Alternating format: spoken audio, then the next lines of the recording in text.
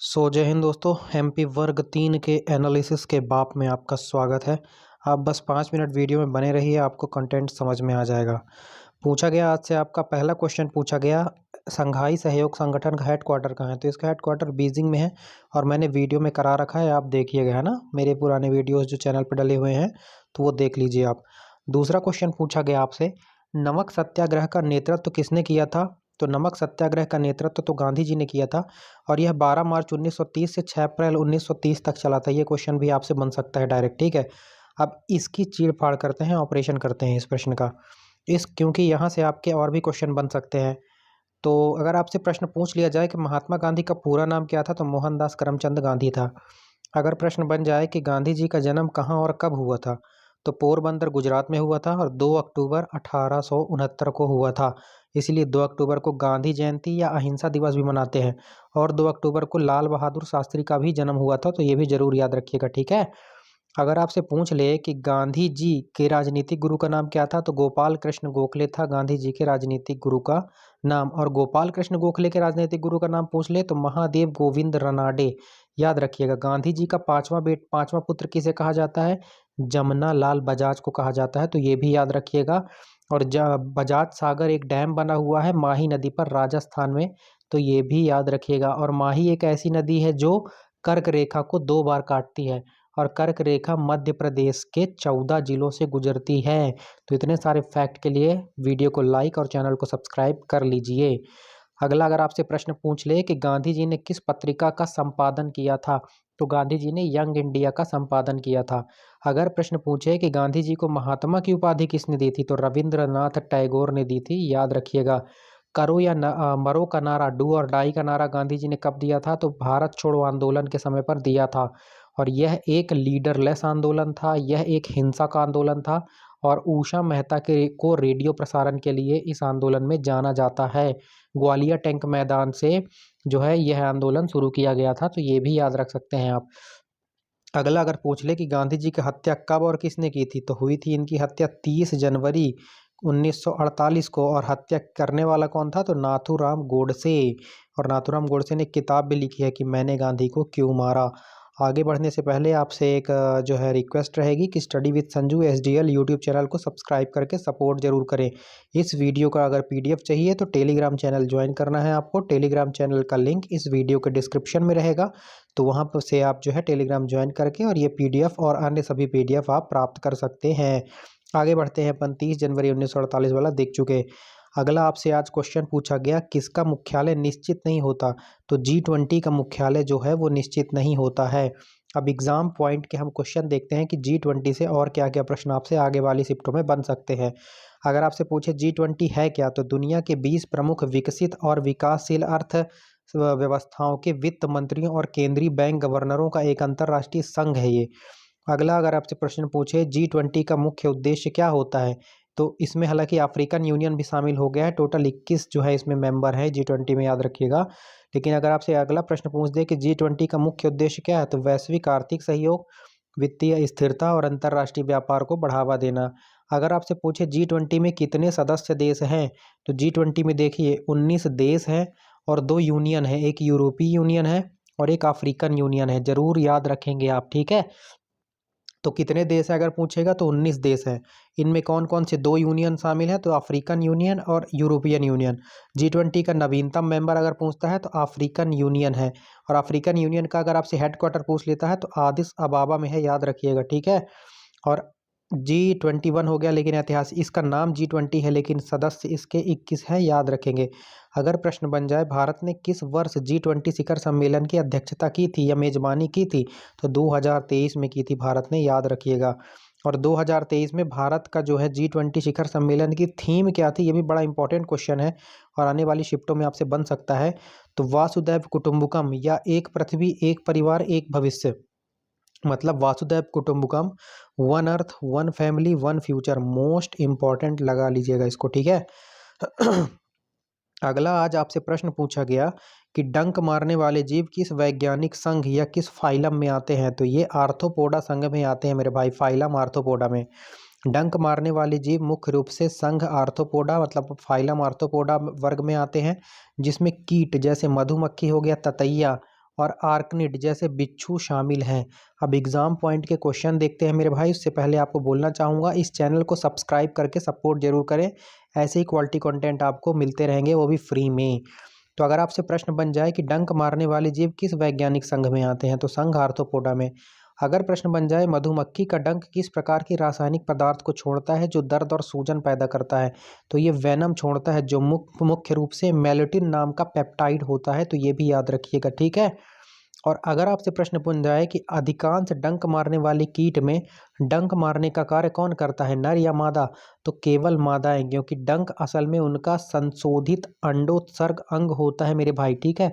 तो सिर्फ मादाएं डंक मारती हैं। देख लो, पुरुष यहाँ पर भी बेचारे ही हैं, मतलब पुरुष वर्ग बेचारा जानवरों में भी है। जैसे मलेरिया का मच्छर कौन होता है, तो मादा एनीफ्लीज मच्छर होती है, ठीक है।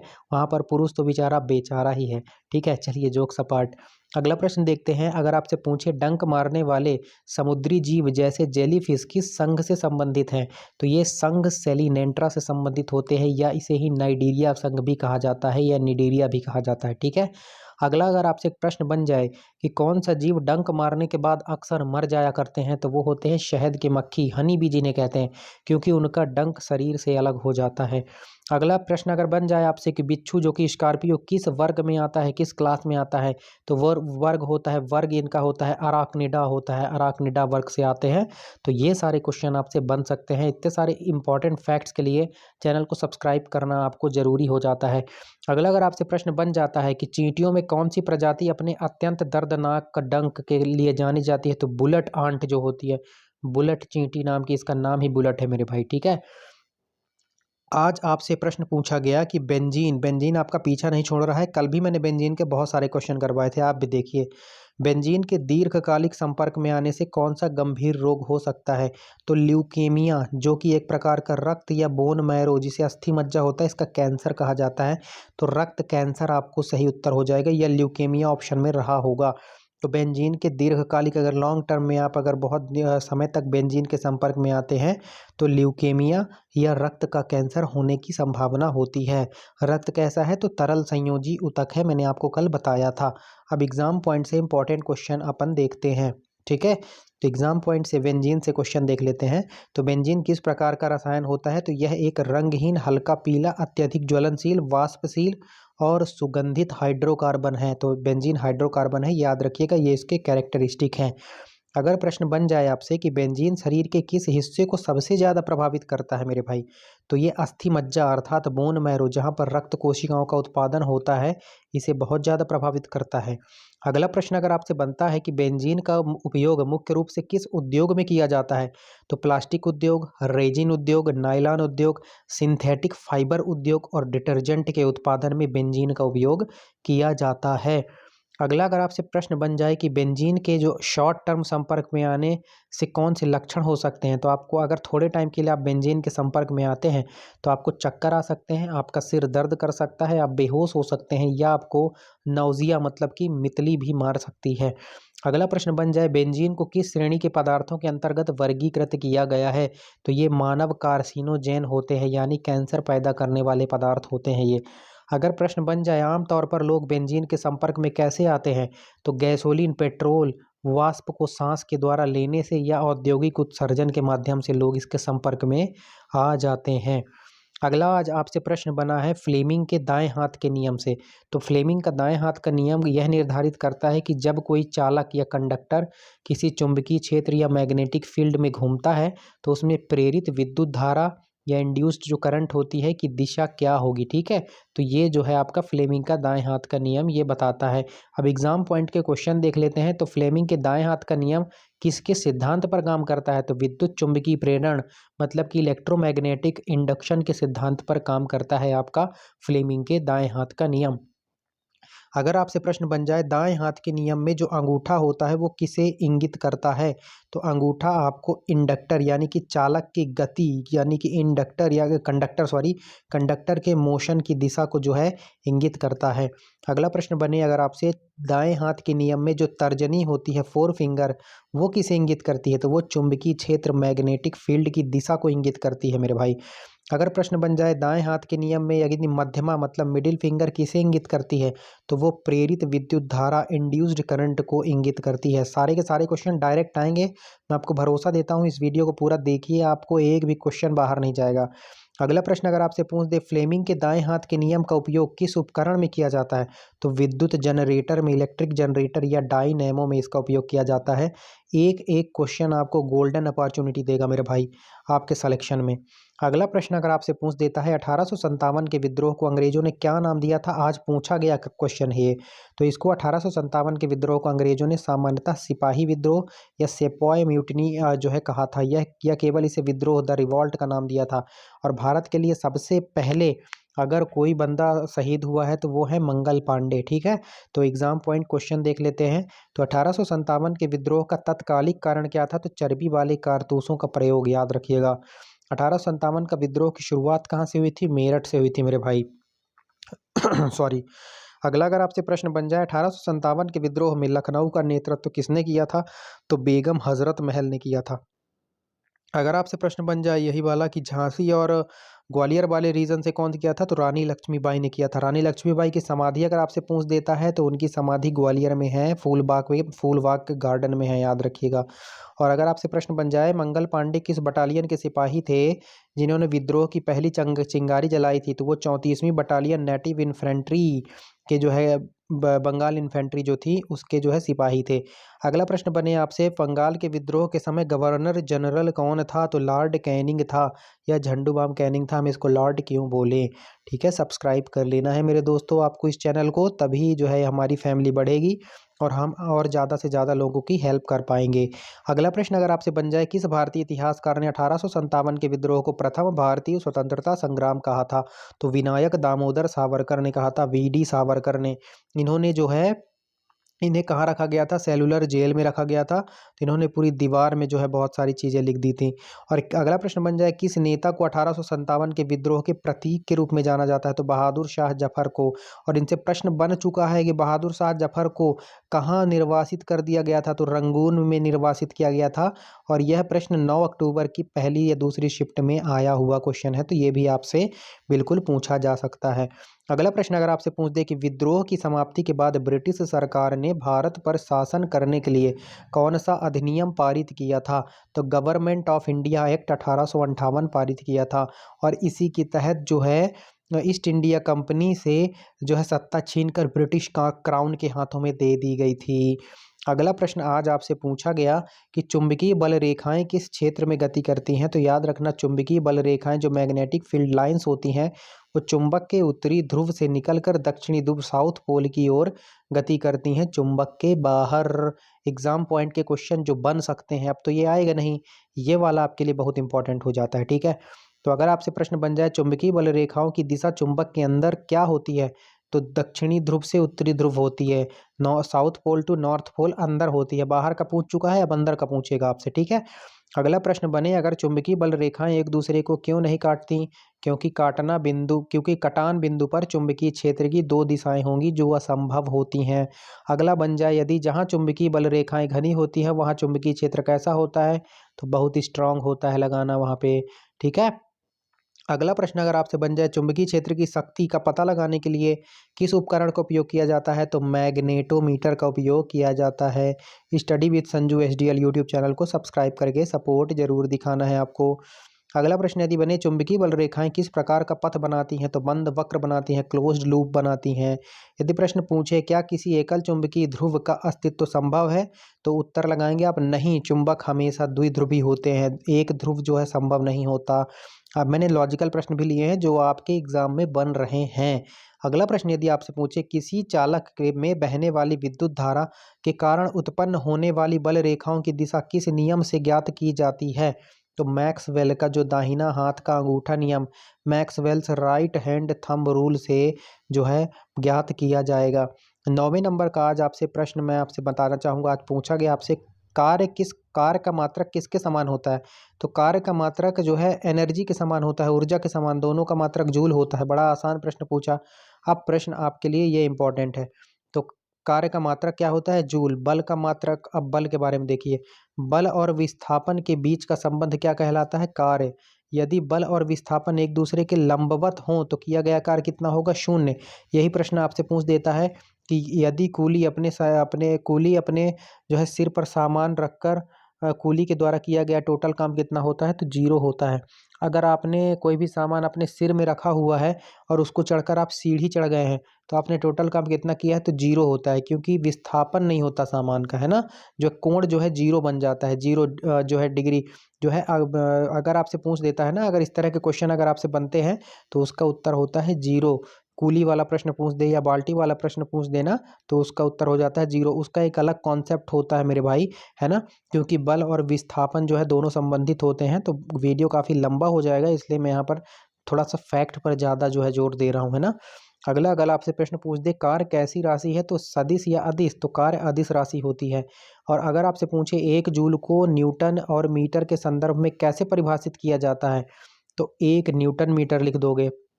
और यदि प्रश्न पूछ दे कि कार्य करने की दर को क्या कहते हैं? तो शक्ति कहते हैं, शक्ति। अगला आज आपसे प्रश्न पूछा गया कि समभारिक में क्या समान होता है? तो समभारिक में द्रव्यमान संख्या समान होती है।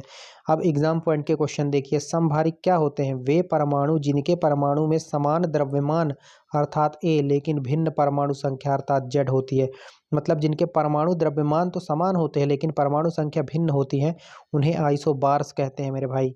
अगर आपसे पूछे समभारिक में परमाणुओं की संख्या एटॉमिक नंबर क्या होती है, कैसे होती है? तो भिन्न होती है। अगर पूछे समभारिक में कौन से मौलिक कणों की संख्या भिन्न होती है? तो प्रोटॉन और इलेक्ट्रॉन की संख्या अलग अलग होती है। अगर पूछे समभारिक में न्यूट्रॉन की संख्या कैसी होती है? तो डिफरेंट होती है, ये भी याद रखना। अगर आपसे पूछ देता है क्वेश्चन, क्या समभारिक के रासायनिक गुणधर्म जो होते हैं वो समान होते हैं? नहीं होते, क्योंकि उनके परमाणुओं की संख्या प्रोटॉन भिन्न होती है। अगर आपसे पूछे समभारिक का एक उदाहरण दीजिए, तो आर्गन, पोटेशियम और कैल्शियम ये सब समभारिक के उदाहरण हैं। मोस्ट इंपॉर्टेंट है, लगा लीजिए, डायरेक्ट क्वेश्चन आने वाला है आपके एग्जाम में। एक अगला क्वेश्चन आपसे पूछा गया आज कि पौधे में लचीलापन कौन लाता है? तो लचीलापन पौधे में कॉलन काइमा लाता है। कॉलन काइमा टिश्यू जो होता है वो लचीलेपन के लिए जिम्मेदार होता है। तो अगर आपसे प्रश्न बन जाए, आज एग्जाम पॉइंट के क्वेश्चन देखते हैं अपन कि पौधे में लचीलापन, तो पौधे में लचीलापन किस ऊतक के कारण होता है? तो सरल स्थायी ऊतक मतलब सिंपल परमानेंट टिश्यू कॉलन काइमा के कारण होता है।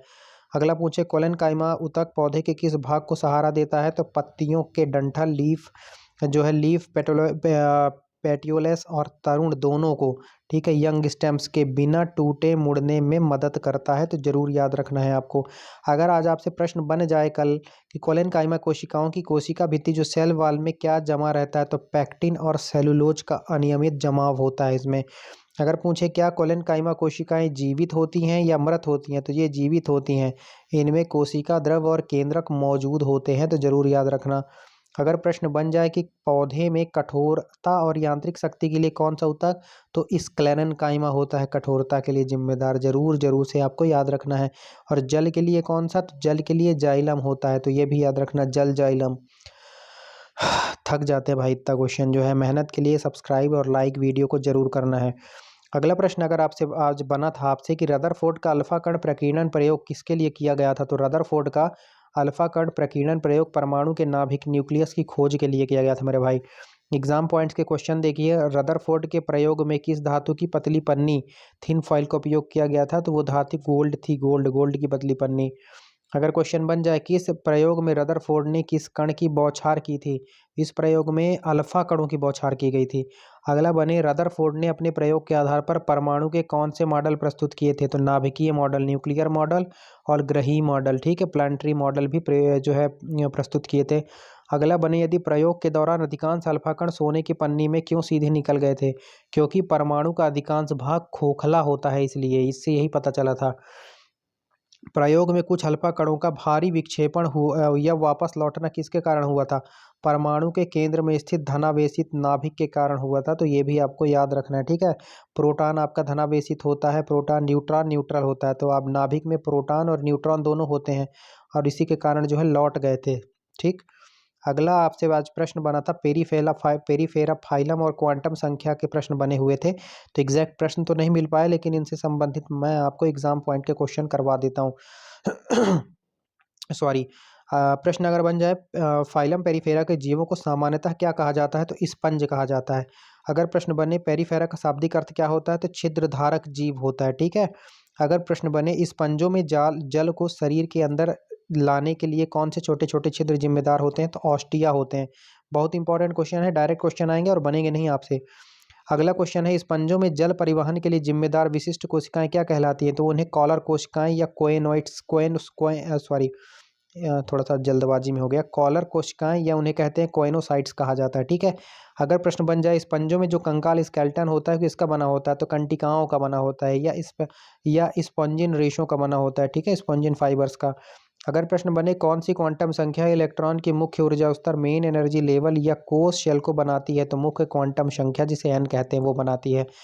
अगर प्रश्न बन जाए कक्षीय कोणीय संवेग ऑर्बिटल एंगुलर मोमेंटम को कौन सी क्वांटम संख्या निर्धारित करती है, तो द्विगंशी एजीमुथल क्वांटम संख्या या सहायक क्वांटम संख्या, ठीक है। अगर प्रश्न बने चुंबकीय क्वांटम संख्या जो होती है किसे निर्दिष्ट करती है, तो उपकोषों को, सब सेल्स के कक्षकों के त्रिविमीय 3D अभिविन्यास को जो है करती है। तो ये बहुत जो है अच्छे लेवल के प्रश्न मैं आपको करवा रहा हूँ। एक बार फिर से प्रश्न को पढ़ो, चुंबकीय क्वांटम संख्या किसे निर्दिष्ट करती है, तो जो सब सेल्स होते हैं उनके ऑर्बिटल के जो 3D अभिविन्यास को उसको जो है ये जो है निर्दिष्ट करती है। अगला प्रश्न बने इलेक्ट्रॉन के जो स्पिन होती है कि दिशा कौन सी क्वांटम संख्या बताती है, तो स्पिन क्वांटम संख्या ही बताएगी ना। अगर प्रश्न बन जाए किसी भी कक्षा में अधिकतम कितने इलेक्ट्रॉन हो सकते हैं, तो केवल 2 हो सकते हैं और वे विपरीत स्पिन होने चाहिए, ठीक है। एक कक्षा होती है, एक इसमें एक ऐसा होता है और एक ऐसा होता है, ये तो 2 ही इलेक्ट्रॉन संभव होते हैं, ठीक है। अगला आपसे प्रश्न आज बना था पंचवर्षीय योजना, तो पंचवर्षीय योजना मैंने पूरा वीडियो करा रखा है, प्लेलिस्ट में जाके चेक कर सकते हैं। अगला प्रश्न आपसे आज बना था हाइड्रोजन स्पेक्ट्रम लाइमन श्रेणी और वामन श्रेणी से क्वेश्चन बना था, तो इसका एग्जैक्ट क्वेश्चन तो नहीं मिला मुझे, मैं आपको जो है एग्जाम पॉइंट करा देता हूँ उसके बिहाफ पे। तो अगर आपसे प्रश्न बन जाए हाइड्रोजन स्पेक्ट्रम में इलेक्ट्रॉन उच्च ऊर्जा स्तर से किस मुख्य ऊर्जा स्तर मेन शेल पर संक्रमण करता है तब लाइमन श्रेणी प्राप्त होती है, तो आपका उत्तर हो जाएगा प्रथम ऊर्जा स्तर, ठीक है, n=1 होने पर। अगला अगर प्रश्न बन जाए लाइमन श्रेणी हाइड्रोजन स्पेक्ट्रम के किस क्षेत्र में आती है, तो ये पराबैंगनी क्षेत्र में आती है, यूवी क्षेत्र में। अगर प्रश्न बन जाए लाइमन श्रेणी की सबसे लंबी तरंगदैर्घ्य होती है वाली रेखा को क्या कहा जाता है, तो इन्हें कहा जाता है लाइमन अल्फा कहा जाता है, याद रखिएगा एल अल्फा, ठीक है। अगर प्रश्न बने लाइमन श्रेणी में न्यूनतम तरंगदैर्घ्य वाली रेखा कब प्राप्त की जाती है, तो जब इलेक्ट्रॉन अनंत हो जाए, n=इन्फिनिटी से प्रथम ऊर्जा स्तर में आता है। जब इलेक्ट्रॉन अनंत से प्रथम ऊर्जा स्तर में जाएगा ना, तो उसे कहेंगे लाइमन श्रेणी में न्यूनतम तरंगदैर्घ्य वाली रेखा तभी प्राप्त होती है जब इलेक्ट्रॉन जो है इन्फिनिटी से और प्रथम ऊर्जा स्तर में आते हैं, तब। याद रखिएगा, बड़े इंपॉर्टेंट क्वेश्चन है।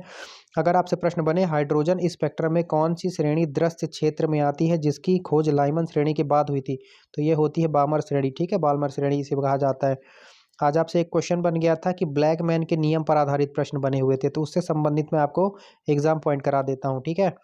तो ब्लैक मैन का जो सीमाकारी कारकों का नियम होता है, लॉ ऑफ लिमिटिंग फैक्टर, वो किससे संबंधित है, प्रकाश संश्लेषण से संबंधित होता है। अगला प्रश्न बने अगर अगली शिफ्टों में कि ब्लैक मैन के नियम के अनुसार प्रकाश संश्लेषण की दर किस पर निर्भर करती है, तो सबसे धीमे कारक पर, जो भी कारक न्यूनतम मात्रा में उपलब्ध होता है उस पर निर्भर करती है। अगला अगर प्रश्न बन जाए प्रकाश संश्लेषण में सीमाकारी कारक के रूप में करने वाले प्रमुख कारक कौन से हैं, तो प्रकाश की तीव्रता, कार्बन डाइऑक्साइड की सांद्रता और टेम्परेचर। अगला प्रश्न यदि बने प्रकाश की वृद्धि, पौधों की वृद्धि के लिए आवश्यक खनिजों से संबंधित सीमाकारी कारकों का कौन सा नियम है, तो लिबिंग का न्यूनतम नियम है, तो ये भी याद रखेंगे आप, ठीक है। अगला प्रश्न अगर आपसे बन जाता है जो थर्मोडायनेमिक्स का वह नियम कौन है जो बताता है कि ऊर्जा का ना तो बनाया जा सकता है और ना ही नष्ट किया जा सकता है, तो ऊष्मागतिकी का जो प्रथम नियम होता है, फर्स्ट लॉ ऑफ थर्मोडायनेमिक्स, इसे ही ऊर्जा संरक्षण का नियम कहते हैं। और ये कहता है कि energy nor be created nor be destroyed, मतलब एनर्जी को ना तो बनाया जा सकता है और ना ही जो है ख़त्म किया जा सकता है, इसे बस एक माध्यम से दूसरे माध्यम में ट्रांसफ़र किया जा सकता है। अगला अगर प्रश्न बन जाए किसी रासायनिक अभिक्रिया की दर पर तापमान के प्रभाव से संबंधित कौन सा नियम है, तो ओरिनियस समीकरण होता है, ठीक है, ओरिनियस इक्वेशन, या इसी को कहते हैं वैन हाफ का नियम भी कहते हैं, ठीक है। तो ये दोनों क्वेश्चन याद रखेंगे। अगला आज आपसे प्रश्न बना क्लोरीन से संबंधित प्रश्न बन गया था, जो कल के एनालिसिस में मैंने डिटेल से बता दिया था आपको, उसको देख लीजिए। अगला प्रश्न आज आपसे बना ऊर्जा का 10% नियम किसने दिया था, तो लिंडेमान ने दिया था भाई ऊर्जा का 10% नियम, ठीक है। वो उसने बोला था कि ऊर्जा एक एक माध्यम से दूसरे माध्यम में सिर्फ 10% ट्रांसफर होती है, ठीक, लिंडेमान ने बताया था। अब आपसे प्रश्न बन सकते हैं तो ऊर्जा का 10% नियम किससे संबंधित है? तो पारिस्थितिकी तंत्र जो इकोसिस्टम में एक पोषी स्तर ट्रॉफिक लेवल से अगले पोषी स्तर पर ऊर्जा के जो है ट्रांसफर होता है उससे संबंधित है। अगला प्रश्न बन जाए, जो ये नियम होता है वो जो 10% नियम, इसके एक पोषी स्तर से दूसरे पोषी स्तर में कितनी ऊर्जा स्थानांतरित होती है? केवल 10%, जबकि शेष 90% ऊर्जा श्वसन उपापचय और ऊष्मा के रूप में उपयोग या नष्ट हो जाती है। सिर्फ 10% ही जो है आगे पहुंचती है। जैसे एक जो है हिरन को खाया शेर, तो शेर में सिर्फ इसकी 10% ऊर्जा गई, याद रखना। और हिरन ने खाया घास, तो घास की 10% ऊर्जा ही इसके पास गई। इस टाइप का ये क्वेश्चन कह रहा है, ठीक है, ये नियम कहता है। अगला प्रश्न अगर पूछ ले, फूड चेन जो खाद्य श्रृंखला में ऊर्जा का प्रवाह हमेशा किस प्रकार होता है? तो एक दिशात्मक होता है, यूनिडायरेक्शनल होता है, याद रखना। अगर प्रश्न बन जाए, जो खाद्य श्रृंखला में जो प्रोड्यूसर होते हैं कौन होते हैं? तो हरे पौधे, ग्रीन प्लांट, जो सूर्य के प्रकाश का उपयोग करके अपना भोजन बनाते हैं। अगला प्रश्न पूछे, 10% नियम के कारण खाद्य श्रृंखला में पोषी स्तरों की संख्या सीमित क्यों होती है? क्योंकि प्रत्येक स्तर पर उपलब्ध ऊर्जा की मात्रा तेजी से कम होती जाती है। आज आपसे प्रश्न पूछा गया कि कौन सा एंजाइम ग्लूकोज को माल्टोज में बदलता है? तो ये प्रश्न हमें बताया गया, तो ऐसा प्रश्न होता नहीं, जबकि ग्लूकोज को माल्टोज में बदलने वाला कोई एंजाइम होता ही नहीं है, बल्कि माल्टेज एंजाइम माल्टोज को ग्लूकोज में बदल देता है, ठीक है। जो माल्टेज नाम का एंजाइम होता है ना, वो माल्टोज को ग्लूकोज में बदल देता है, ठीक है, समझो क्वेश्चन को। तो अब ये क्वेश्चन तो बनेगा नहीं, खैर, तो आने वाली जो एक अगली शिफ्ट है उसमें ये वाले क्वेश्चन देख लीजिए। तो कौन सा एंजाइम माल्टोज को ग्लूकोज के 2 अणुओं में तोड़ देता है? तो माल्टेज एंजाइम। अगर प्रश्न बने, माल्टोज किस प्रकार की शर्करा है? तो माल्टोज जो है आपका एक डाइसैकेराइड है जो 2 ग्लूकोज इकाइयों से मिलकर बना होता है। अगर प्रश्न पूछ दे, स्टार्च को माल्टोज में बदलने वाला मुख्य पाचक एंजाइम कौन सा है? तो एमाइलेज होता है, जो लार और अग्नाशय में पाया जाता है। लार में टाइलिन भी पाया जाता है, याद रखना, ठीक है। और लैक्रिमल ग्लैंड का संबंध किससे है? तो आंख से है, क्योंकि लैक्रिमल ग्लैंड से आंसू निकलते हैं, तो ये भी याद रखना। अगर प्रश्न पूछ दे, माल्टेज एंजाइम मुख्य रूप से पाचन तंत्र के किस भाग में पाया जाता है? तो ये छोटी आंत में पाया जाता है, स्मॉल इंटेस्टाइन में पाया जाता है। अगर प्रश्न पूछ दे, माल्टेज एंजाइम किस रासायनिक प्रतिक्रिया द्वारा माल्टोज को ग्लूकोज में तोड़ता है? तो जल अपघटन के द्वारा, हाइड्रोलिसिस प्रक्रिया के द्वारा तोड़ता है, ठीक है। आज आपसे प्रश्न पूछा गया कि पौधों की गुरुत्वाकर्षण वृद्धि के लिए जिम्मेदार हार्मोन कौन सा है? तो पौधों की जो गुरुत्वाकर्षण वृद्धि होती है या नॉर्मल पौधों की वृद्धि के लिए ऑक्सिन नाम का हार्मोन जिम्मेदार होता है। अब जो है पौधों के हार्मोन से संबंधित एग्जाम पॉइंट के क्वेश्चन देख लीजिए। तो पौधों में वृद्धि अवरोधक हार्मोन किसे कहा जाता है? जो पौधों से पत्तियों को गिराने में मदद करता है, तो एब्सिपिक नाम का हार्मोन होता है, एब्सिपिक एसिड, ठीक है, एबीए भी कहते हैं इसे। अगर प्रश्न बन जाए, पौधे में कोशिका विभाजन सेल डिवीजन को बढ़ावा देने वाला मुख्य हार्मोन, तो साइटोकाइनिन होता है, ठीक है। अगला प्रश्न यदि पूछ दे, फलों को कृत्रिम रूप से पकाने के लिए कौन सा गैसीय हार्मोन का उपयोग किया जाता है? तो एथिलीन का उपयोग किया जाता है, बहुत इंपॉर्टेंट क्वेश्चन है। अगला पूछे, तने की वृद्धि जो होती है और बीजों के अंकुरण को प्रेरित करने वाला हार्मोन, तो जिब्रेलिन होता है।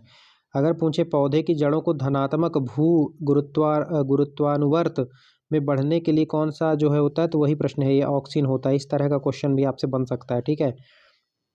अगला पूछे, अगर कौन सा हार्मोन फूलों के खिलने को बढ़ावा देता है, जिसे फ्लोरिजन भी कहा जाता है, तो जिब्रेलिन ही होता है। हालांकि फ्लोरिजन एक काल्पनिक हार्मोन होता है, लेकिन जिब्रेलिन फूल आने में महत्वपूर्ण भूमिका निभाता है, तो याद रखना, जो फ्लोरिजन होता है काल्पनिक हार्मोन है, ऐसा हार्मोन होता नहीं है, मेन हार्मोन होता है जिब्रेलिन।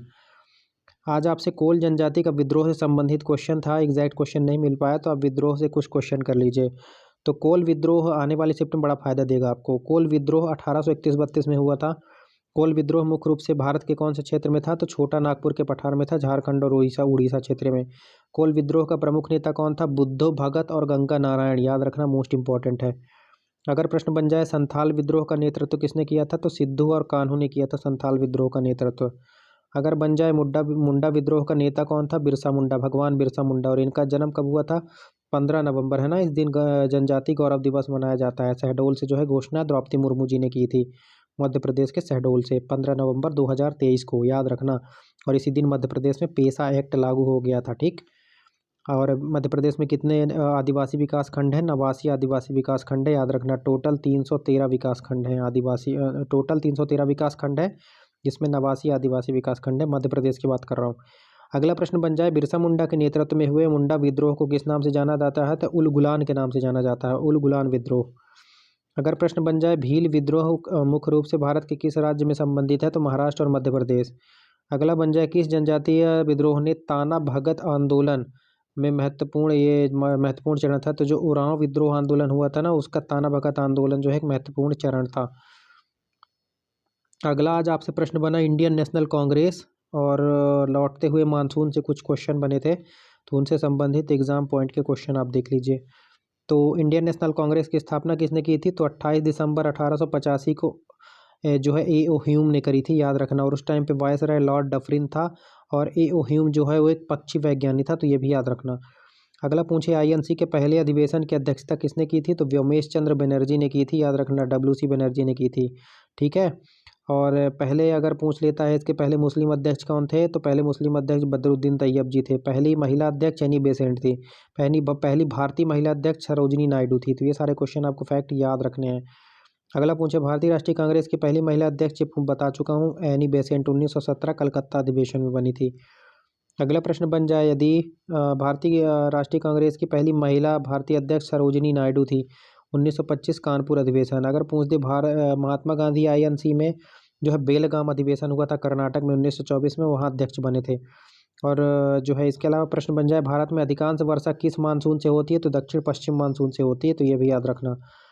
अगर पूछे, भारत में दक्षिण पश्चिम मानसून का समय सामान्यतः जून से सितंबर तक होता है। लौटता मानसून जो होता है किसे कहा जाता है? तो उत्तर पूर्वी मानसून को कहा जाता है। अगर बने क्वेश्चन, लौटते मानसून से भारत के किस तट पर प्रमुख वर्षा होती है? तो तमिलनाडु का जो कोरोमंडल तट होता है उस पर। अगर प्रश्न बन जाए, मानसून शब्द की उत्पत्ति अरबी भाषा से हुई है, मौसम से, याद रखना। इसके अलावा भारत निर्वाचन आयोग से संबंधित प्रश्न था, तो वीडियो देख लीजिएगा, पूरा कराया हुआ है मैंने। मानवाधिकार और बारडोली सत्याग्रह से संबंधित प्रश्न था, एग्जैक्ट नहीं मिल पाया, एग्जाम पॉइंट के क्वेश्चन देख लो, कवर कर लो, आपका काम हो जाएगा। तो प्रतिवर्ष मानवाधिकार दिवस कब मनाया जाता है? 10 दिसंबर को मनाते हैं। अगर प्रश्न बने, मानवाधिकारों की सार्वभौमिक घोषणा जो हुई थी को संयुक्त राष्ट्र महासभा ने कब अपनाया? 10 दिसंबर 1948 को। अगर बन जाए, भारतीय संविधान का कौन सा भाग नागरिक को मूल मानवाधिकार प्रदान करता है? तो भाग जो तीसरा है वो मौलिक अधिकार से संबंधित है। अगला प्रश्न बन जाए, यदि भारत में मानवाधिकार की रक्षा के लिए कार्यरत राष्ट्रीय संस्था कौन सी है? तो राष्ट्रीय मानवाधिकार आयोग है। अगला बने, राष्ट्रीय मानवाधिकार आयोग की स्थापना किस वर्ष हुई? 1993 में। अगला क्वेश्चन अगर बने, बारडोली सत्याग्रह किस वर्ष हुआ था? तो 1928 में हुआ था। अगला यदि प्रश्न बन जाए, बारडोली सत्याग्रह का नेतृत्व किसने किया था? तो सरदार वल्लभ भाई पटेल ने किया था। अगला प्रश्न बने, बारडोली सत्याग्रह का मुख्य कारण क्या था? तो लगान दर में 22% की अन्यायपूर्ण वृद्धि हो गई थी, याद रखना। अगला प्रश्न यदि बन जाए, बारडोली सत्याग्रह की सफलता के बाद वल्लभ भाई पटेल को सरदार की उपाधि तो बारडोली की महिलाओं ने दी थी, याद रखिएगा, ठीक है, वहाँ की महिलाओं ने दे दी थी, ठीक है। और जिसे गांधी जी द्वारा आधिकारिक रूप से दिया गया था, तो ये भी आपको फैक्ट याद रख लेना है, ठीक। अगला प्रश्न अगर बन जाए, बारडोली कहाँ पर है? तो गुजरात में है, तो ये भी याद रखना। एक अनुसूची और आर्टिकल से संबंधित प्रश्न थे, तो ये भी आपको देख लेना है पॉलिटी में, ठीक है। तो क्वेश्चन आपके ख़त्म हो गए हैं। और मैं मैथ में बता दूं तो मैथ में लगभग वही पैटर्न चल रहा है आपके, मेंसुरेशन, नंबर सिस्टम, है ना, इन्हीं सबसे जो है नॉर्मल जो क्वेश्चन जो आपके होते हैं ना, थोड़े से कॉन्सेप्चुअल बेस्ड क्वेश्चन आ रहे हैं। और क्वेश्चन के लेवल और पेपर का लेवल बहुत अच्छा है, बहुत सड़ा नहीं है, बहुत घटिया लेवल नहीं है, और बहुत जो है कठिन लेवल भी नहीं है। तो क्वेश्चन पेपर का लेवल बहुत अच्छा आ रहा है। आप लोग खुद पर भरोसा रखिए, बच्चे ही कितने शिफ्ट हैं, और आप लोग बिंदास ये एनालिसिस देख कर जाइए। और फालतू के एनालिसिस जो एग्ज़ाम सेंटर पे खड़े होकर लड़के बता रहे हैं मेरा 90, मेरा 95, तो मेरा 100, तो मेरा 1000, तो मेरा 10,000 है, इतने नंबर नहीं आ रहे हैं किसी के यार। यहाँ पर जाके आप देखोगे, आप अगर अच्छे पढ़ने वाले हो, यहाँ पर 30-40 में बुक हो जा रहे हैं, 30-40, 50-60 के बीच में बुक हो जा रहे हैं सब मैक्सिमम लड़के, ठीक है। आप नंबर तो लेके आओ, अगर आप 75 से ऊपर नंबर लेके आ रहे हो, आपके बहुत अच्छे नंबर है इस पेपर में, ठीक है। बाकी कट ऑफ वगैरह का एनालिसिस वीडियो हम आपको सब प्रोवाइड करवाएंगे। तो चलिए, इसी के साथ अपनी वाणी को विराम देता हूँ। अपनी study with Sanju SDL YouTube channel की फैमिली को बढ़ाइए, सब्सक्राइब करके सपोर्ट कीजिए। और अगर PDF चाहिए तो फिर बता देता हूँ, टेलीग्राम चैनल का लिंक वीडियो के डिस्क्रिप्शन में रहेगा, वहाँ से टेलीग्राम चैनल ज्वाइन करेंगे, PDF मिल जाएगा आपको, ठीक है। इसी के साथ वाणी को विराम देता हूँ। खुश रहिए, मस्त रहिए, व्यस्त रहिए, पढ़ते रहिए, मुस्कुराते रहिए। Study with Sanju SDL YouTube channel को सब्सक्राइब करके सपोर्ट कीजिए। मिलते हैं अगले वीडियो में, तब तक के लिए जय हिंद, जय भारत।